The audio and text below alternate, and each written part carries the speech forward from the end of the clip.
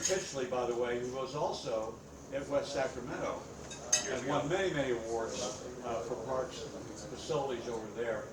We are honored to have him here. As you know, we worked with Joe Ritzman and the CSD, and we've worked with the CSD for probably 25 years at least. We recently did a project at Kristen McAuliffe Park, a park that we helped build in 1984, and we had permanent bathrooms in the year 2000. And we just last week, 19 Rotarians from this club plus other volunteers planted 18 shade trees at Kristen McAuliffe Park. So as part of that project, and as part of that partnership with Mike Grassley and with Andre from the CSD, because the CSD really maintains that park, we planted those trees, and as part of that project, they fronted a lot of the expenses. So I'm presenting him today with a check for $4,338 for the CSD.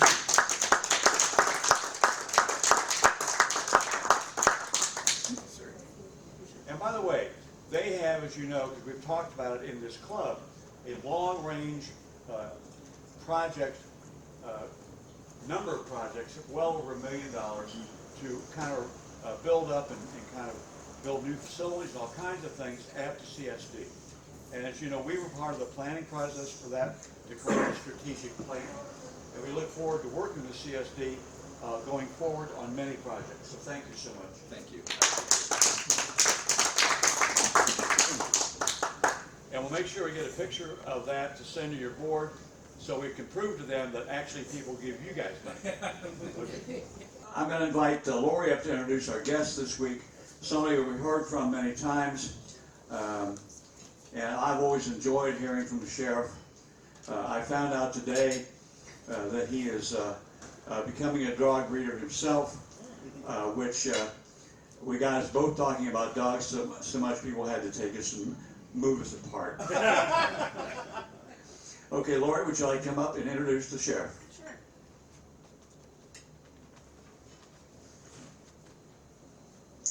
Sheriff John DeAugustini is a fourth-generation resident of El Dorado County.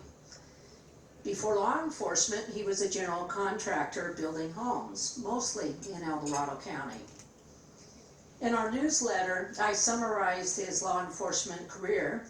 His vast experience and knowledge from working nearly every law enforcement assignment is one of the reasons why he has been such an effective sheriff for our county. Another reason why John is such a tremendous law enforcement leader is that he and his wife Janine are very involved in the community and step up to help if a need is not being met. For example, in his first term, John and Janine started a nonprofit called Thrive with 1035 to help support deputies and their families through difficult times. 1035 is the radio call sign that an officer uses when calling for backup, by the way.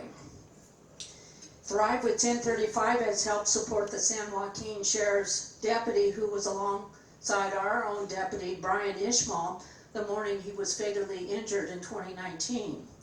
The San Joaquin deputy has not been able to return to work due to the serious injuries he sustained coming to the aid of Deputy Ishmael. Unable to work his dream job and issues with workman's comp has led to financial difficulties for this deputy. He cannot return to his work as a deputy because of the injuries he sustained. Thrive with 1035 continues to assist this deputy and his family. Another example of the DeAugustinis helping our community is when they opened their ranch in Somerset to shelter displaced families from the Taldor fire, providing a safe space for about 200 people to gather. They made sure that the evacuees had everything they needed while away from home.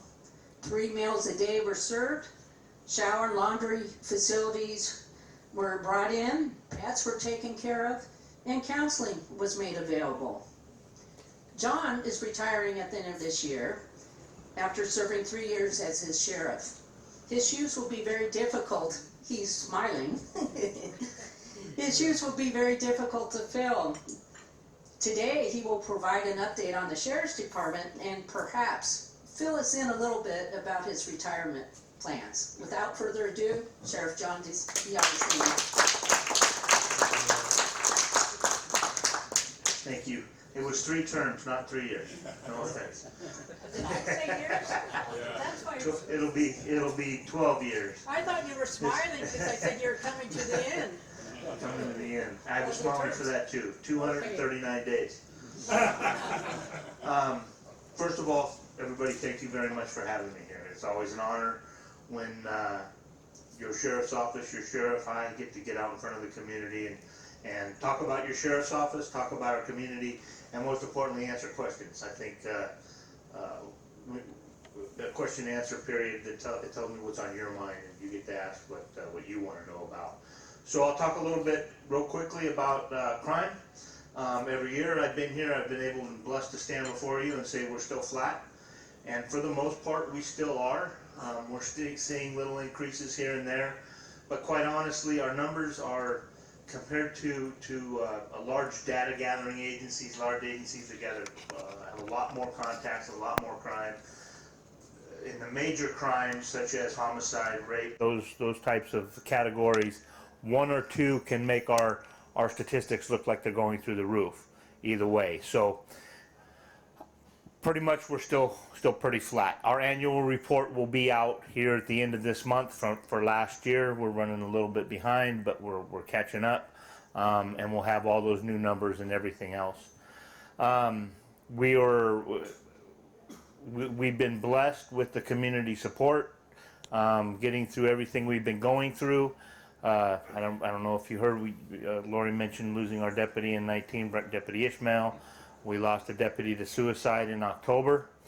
Our agency has been rocked pretty hard, but the community support, you folks, I can't tell you how it makes us feel knowing our community supports us. It really helps us get through those different things. Somebody was asking me earlier, this budget year, this year again, this last year, we'll be returning a significant fund balance back to the county, probably more than $5 million. And with everything else that we've been doing, I'll talk about the facility in a minute, but I believed that now was the time to see if the board would be amicable to the sheriff's office starting a rotor wing program or a helicopter program. We put together all the data. We've been blessed in years past by having neighbors, Placer County and Sacramento County predominantly, that we have utilized their resources. I think we run like 120 some requests from them. They're always there for us. I thought the numbers would show that they're never there for us. This is why we need our own bird, but that's not the case. They're always there for us. 97% of the time, I believe they've responded. 95%. But that also doesn't show the times where they have to leave early, where they have to go to an incident in their own jurisdictions, and the amount of flight time that they have actually on scene when they're in our county because of that extra travel time that they have. So I believed it was time. We have saved up in the sheriff's office in our restricted fund balances. Those are monies that are outside the board's control. Your Prop 172 half-cent sales tax money, COPS money, asset seizures, those types of funding streams. We had saved up, and I went to the board and pitched $3.1 million out of our budget, out of those restricted fund balances, for the purchase of a helicopter. And then ongoing, I requested the board to provide $800,000 of new money per year for operation and maintenance for that program. Throw them a little bone because of the TOT, the transient occupancy taxes were so high this year that they could offset half of that, $400,000 for the first year with our cut of the transient occupancy taxes. So only $400,000 of general fund, and moving forward from that, they can wean themselves off of that. They were very supportive. I was actually surprised we got a 5-0 vote to direct the CAO to move forward with programming that into next year's budget. So talked to Don Ashton, the CAO, and says, how good do you feel about this? Can we start moving forward? He says he feels really good about it. So we are now in the process of narrowing down brokers to a couple brokers, And then after we narrow that down, then we will have that broker that we end up hiring going out and looking for different platforms that meet our mission needs to be able to serve our communities. Obviously, one of the biggest needs that we have in a helicopter is search and rescue. El Dorado County, we have a large transient vacation population that comes up, especially in the Tahoe Basin and in the Desolation Wilderness.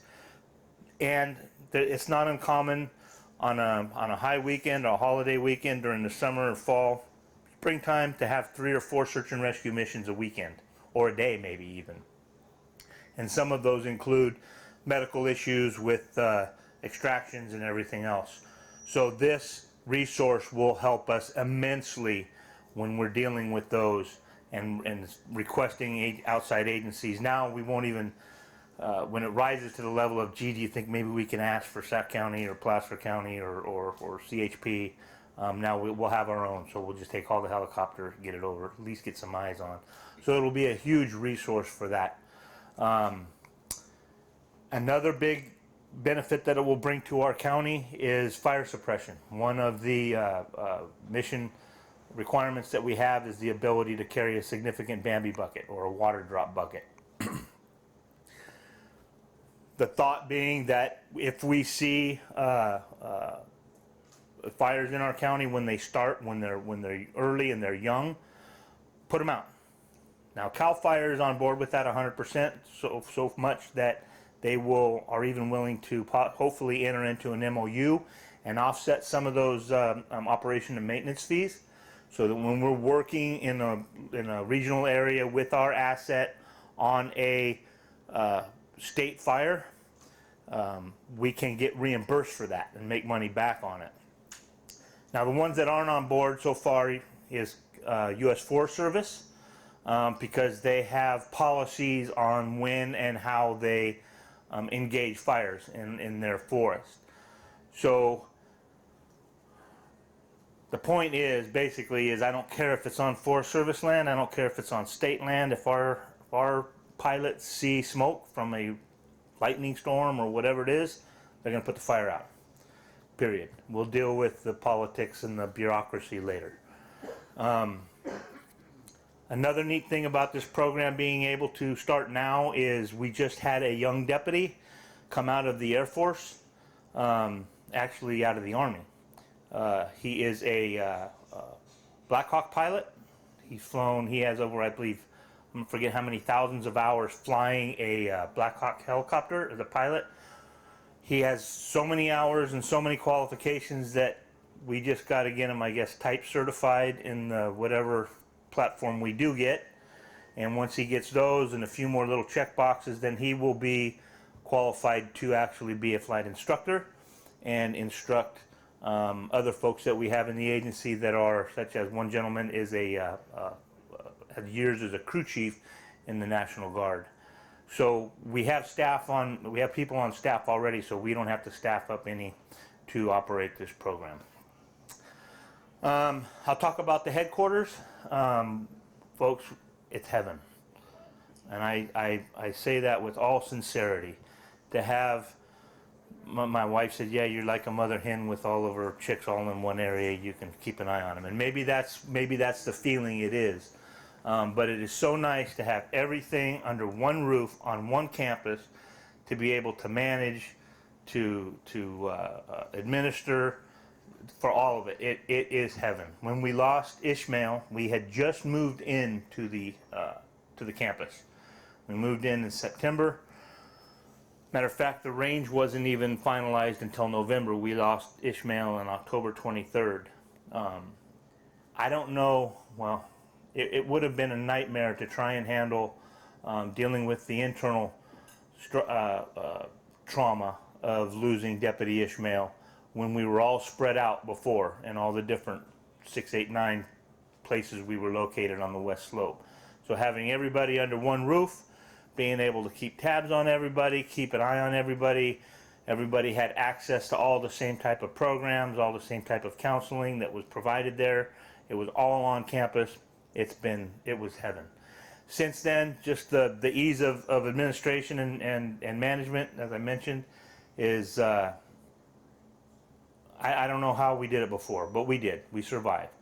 The efficiencies that we're seeing, when I talked about pitching it, we were spending almost $400,000 a year in off-site facility payments, leases, and rentals. The payment is about $1.6 million a year, so that's about a $1.2 million gap. So how do you justify that return on that investment, on that cost of service?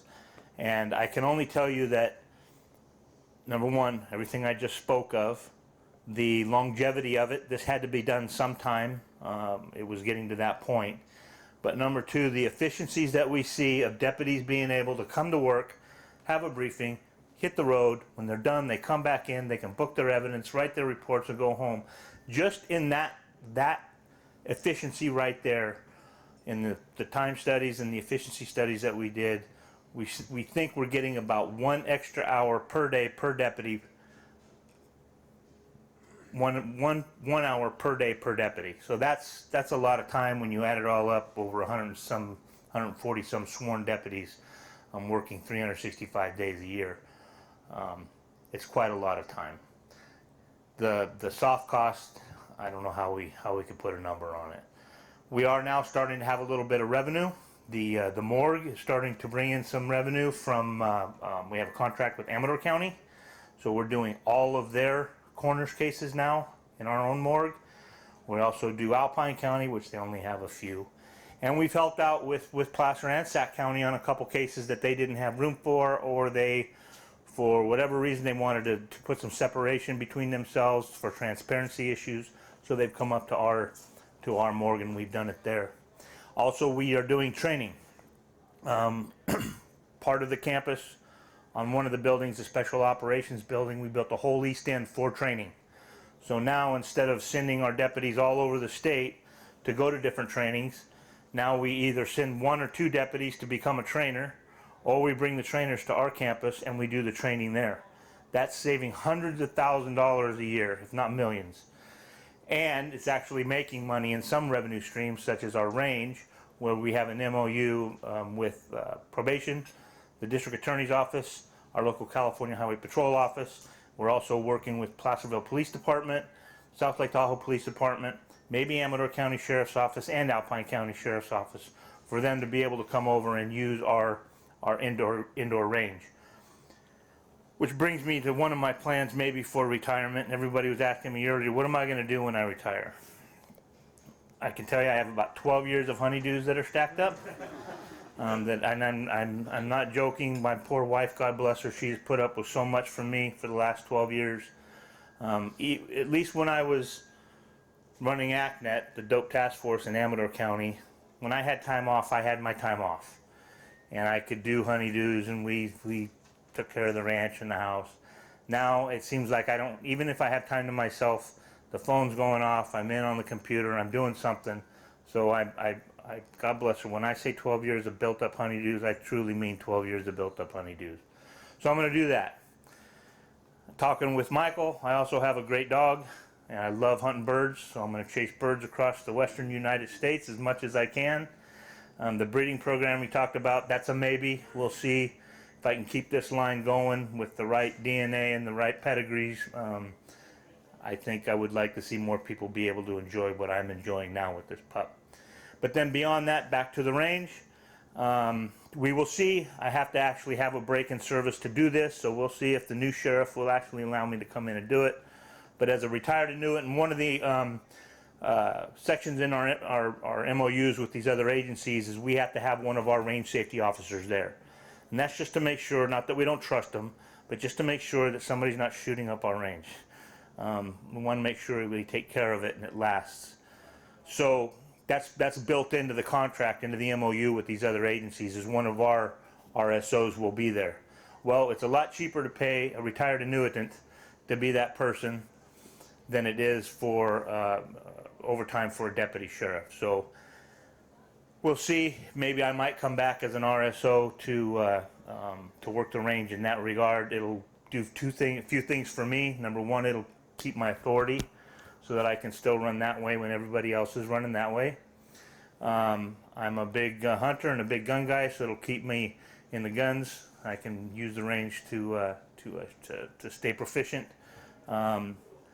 Basically, I get to play with guns and get paid for it. So, well, I'll go back. Prior to the reason I ran for sheriff, I started running in 2008. The election wasn't until 2010, and this is a personal perception from where I live out in South County, and my perceptions of the industry in my home in Dorado County. And that was that there was starting to become a wall built between the sheriff's office and the community. If you remember at the time, there was a lot of lawsuits pending. There was, the sheriff's office was on the front page of the paper quite a few times about different suits that were coming up, both internally and externally. We had just lost Deputy Meekmaw to suicide. They had the shooting out here and out by Single Springs here that made a lot of front page news on the way it was handled and different issues with that. And then some personal experiences that I had with some family in the sheriff's office, dealing with the sheriff's office, and it was time. It just needed some new leadership, I believed. So when I ran in 2010, there was actually 7 of us started for the seat. 1 dropped out, so there were 6 of us moving into the primary. I was successful in the primary with running against an internal captain, and I was successful in the general and became your sheriff in January 3rd of 2011 when I was sworn in. I had no transition. I had no, hey, come on in, we'll spend some time together and sit you down and get you up to speed. I had absolutely nothing. This is going to be different this time. But I came in. One of the first deals I did was, and it raised a lot of eyebrows. My brother-in-law was a captain in Yolo County Sheriff's Office. I've extensively researched the nepotism policies and laws in the county. Actually talked with a couple judges to interpret a couple things, and said, no, this is you're well within the law. It's going to raise a lot of eyebrows, but I needed somebody that I could absolutely trust 100%. So I brought him in as my undersheriff. He was my first undersheriff. He was there for 4 years. And we started working through the issues. I brought in a new vision statement. The vision statement of your El Dorado County Sheriff's Office is a modern approach to traditional law enforcement values, total enforcement on crime and criminals, total care for victims, witnesses in the community, and total professionalism through training and by example. It's very simple. And basically what it is it models the COPS program. COPS, Community-Oriented Policing and Problem Solving, was a program from nationwide that started in the 90s. And what they were seeing back then was those walls that I just spoke of starting to get built between law enforcement and the community. So they started this program. It was actually in Washington, administered COPS. But they took this belief, this mindset, and they put it in a big manual, the COPS policy.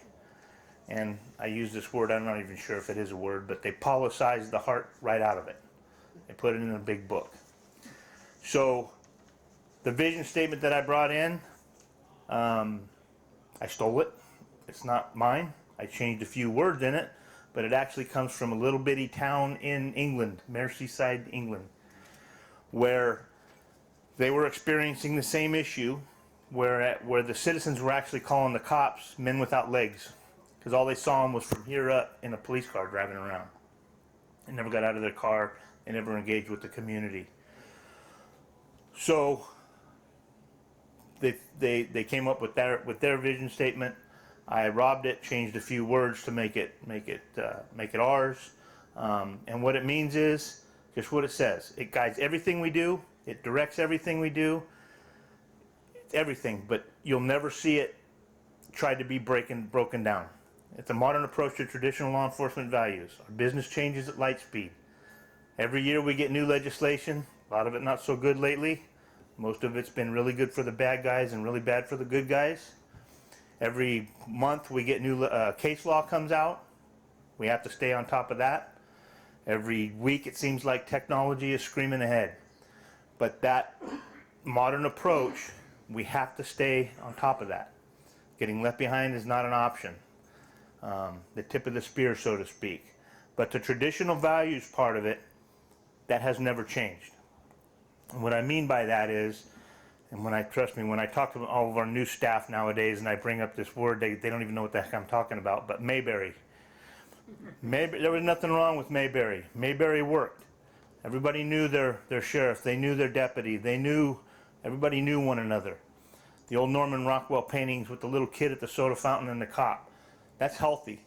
That works. So that's the modern approach to traditional law enforcement values. Total enforcement on crime and criminals, just that. You step over the line in El Dorado County, we hold you accountable. We still have room at the end and we still take people to jail. We have a lot of discretion in what we do though. Our deputies, I use the analogy of a soccer mom coming home from a game on Sunday and little Johnny in the back seat drops a snow cone all over the floor. She freaks out, swerves all over the road, runs a stop sign. She's not necessarily going to get a ticket. CHP will probably give her a ticket, but not your sheriff's office. But if you are a criminal and you have criminal intent on victimizing our residents, visitors, employees, whoever in our county, you have another thing coming. We will find you and we will hold you accountable. Simple. Total care for victims, witnesses in the community. That's who signs our paychecks indirectly. That's who we work for. Everything we can do for that community, we will do for that community. I tell deputies, if we're not a city, you don't come on duty with 20 calls stacked already. You have time. You have time to hunt warrants. You have time to do proactive patrol. You also have time to get out of your car. If you're driving down the road, you see somebody washing the car, fixing fence, walking the dog, cutting firewood, whatever it is, get out of your car. Introduce yourself. At first, people are a little standoffish. What I do, what's going on, why are you here? But that goes away. And what it does is it actually makes our job easier, makes it safer. It works.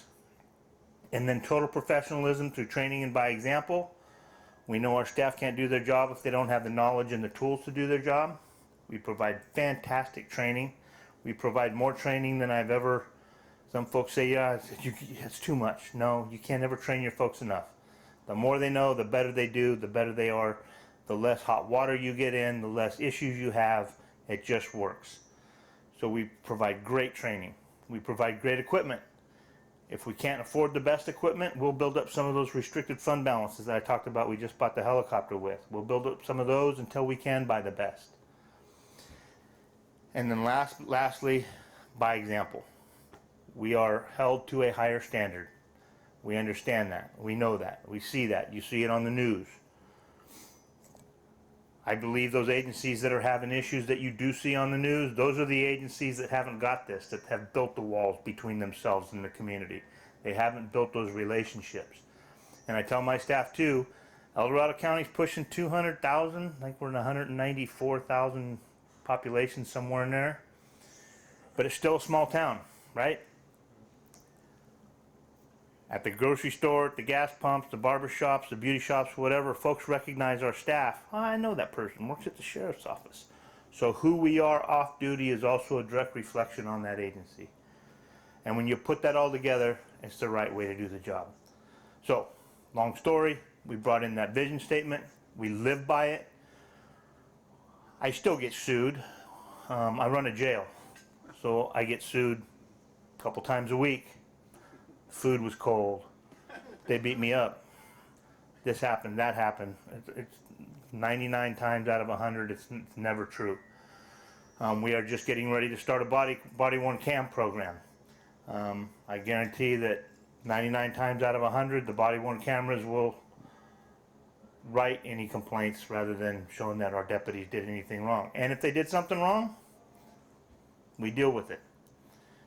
I tell all of our staff, I expect you to do your job. And if you're doing your job, you're going to make mistakes. That's fine. As long as it's a mistake of the heart. You did the wrong thing, but maybe it was for the right reasons. If you do the wrong thing for the wrong reasons, if you're being an elf, I don't know if I can use that word. Sure. Elf, that's an evil little... or you lie about it, you're done. You can never work here again. Simple. And my Skelly's, Skelly is a step in the process for due process for a peace officer. One of the last, once they appeal, go through their appeals through the chain of command, I am the last one in the agency before, in our county, it goes to civil service. My Skelly's, I used to have probably, when I came into the office, I was having a Skelly every month, every other month. I maybe have one Skelly a year now, where I have to sit down with the staff member who's done something wrong and they want to take it that high. Most of the time, like I have coming up here shortly, they did something wrong, it was a mistake of the heart, they screwed up. Most of the time they call and say, call my secretary and say, I want to sit down with the sheriff. Is this a Skelly? Nope, I just want to sit down with him, this is not a Skelly. And they come into my office and they fall on the sword. God bless them. That's good stuff. You know the agency is in the right direction when that kind of stuff's happening. So, we built a building, we dealt with civil unrest, we dealt with COVID, we lost a deputy, we lost a deputy to suicide. I don't know how many other things in there we've done, but I think I feel pretty proud of myself, I feel proud of the agency, more importantly I feel proud of the community, because none of those things, the building, the helicopter, Bearcats, the SWAT tactical gear, the patrol cars, everything, nothing could happen without the community support. None of it. And a perfect example of that is the new facility.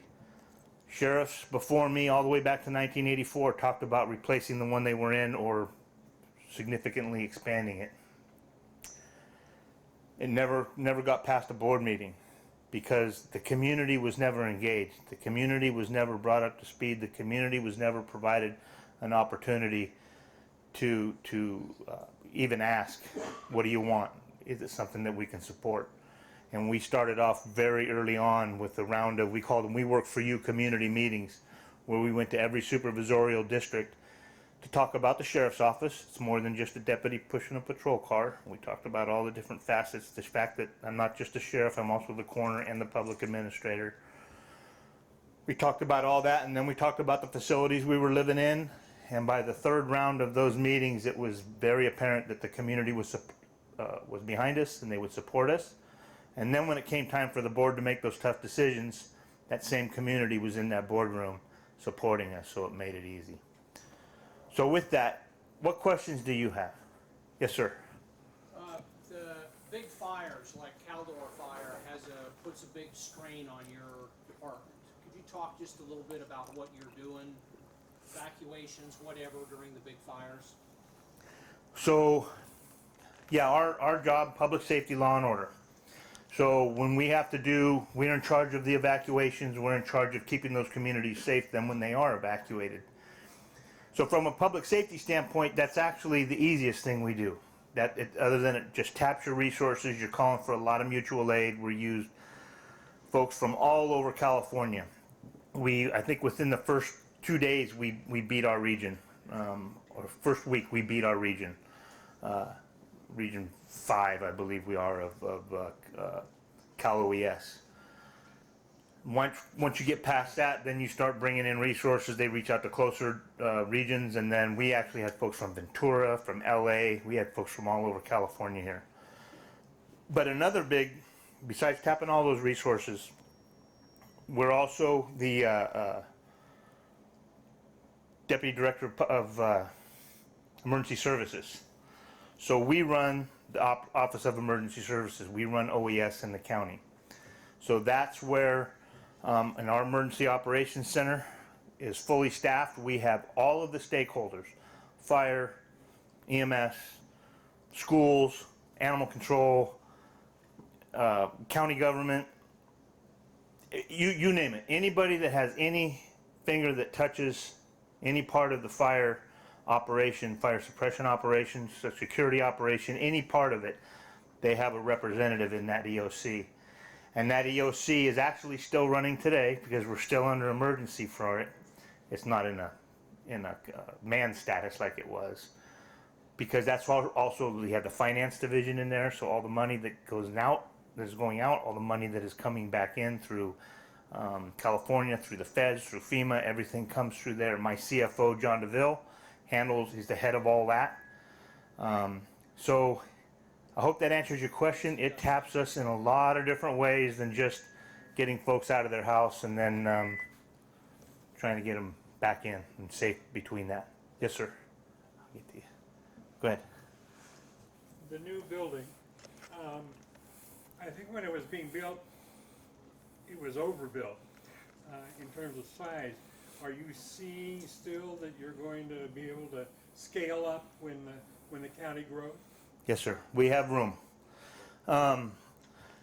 Even today, when you walk through in the sergeant's office, the patrol sergeant's office, the lieutenant's wing, even in the admin wing, all over, you'll see a few empty workstations. You'll see an empty office. We have room to grow. Our investigations division is built such that our narcotics division that is part of it right now, normally narcotics divisions work off-site in plain view somewhere. So we're blessed with the back entry, the rear entry of the facility that we have, so for any counter surveillance they can come and go safely. But in the future, when our mainframe investigations division outgrows it, there's one wall that comes out, it opens up a whole end. Narcotics goes out in plain view somewhere. And then, but yes, the next sheriff that has to deal with or even think about what we went through isn't born yet. I like to think of it like that. Good. Yeah, Lori? How many helicopter pilots do you plan on having for the plan, and are they gonna be on call? Like, I know one pilot, he has time off, and so how do you plan on? So we will have the one pilot, we will have 2 crew members, and we will have 1 part-time retired Inuitan who's retired out of Sacramento County that's going to come on board and fly for us when needed. It will not be a full-time program. This bird will not be available 24/7, 365. What we are going to do is, just like we do for everything else in building up our zone systems and our beat systems, is the highest demand parts of the week. So probably it's going to be Thursday through Sunday, 2 in the afternoon until midnight or something like that.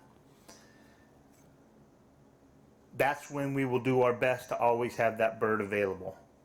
Now, helicopters are they're expensive to fly, and they spend a lot of time on the ground and in the shop because they have to be maintained, and they take a lot of maintenance. Some parts are changed every 50 hours, looked at every 50 hours and inspected. Some are inspected every 100 hours. Some are replaced every 200 hours. Depends on what bird you have, what that schedule is. So they spend a lot of time in the shop. So we want to make sure that we can work that schedule around when they're in the shop being maintained and things being done to them so that they're available during those peak times. There will be times where we need a helicopter and we'll still be calling H-24 or H-20 or Placer or Sacramento. And flip that around. There will be times now where they will have the opportunity to ask for us. So I hope that answers your question. It does, thank you. Well, thank you all very much for having me. This will be my last time in front of you as sheriff in this regard. The next guy you will meet will be, will be Lieutenant Jeff Lykoff. He is running unopposed. I know this is not political, so not politics. He's running unopposed. He has the same visions, values, beliefs as I do. I hope that you are as comfortable with him as I am, him taking over the agency. I'm not leaving. I'm sticking around. I'll be around. My family's here. My grandkids are here. My dog's here. But thank you all very much. Thank you.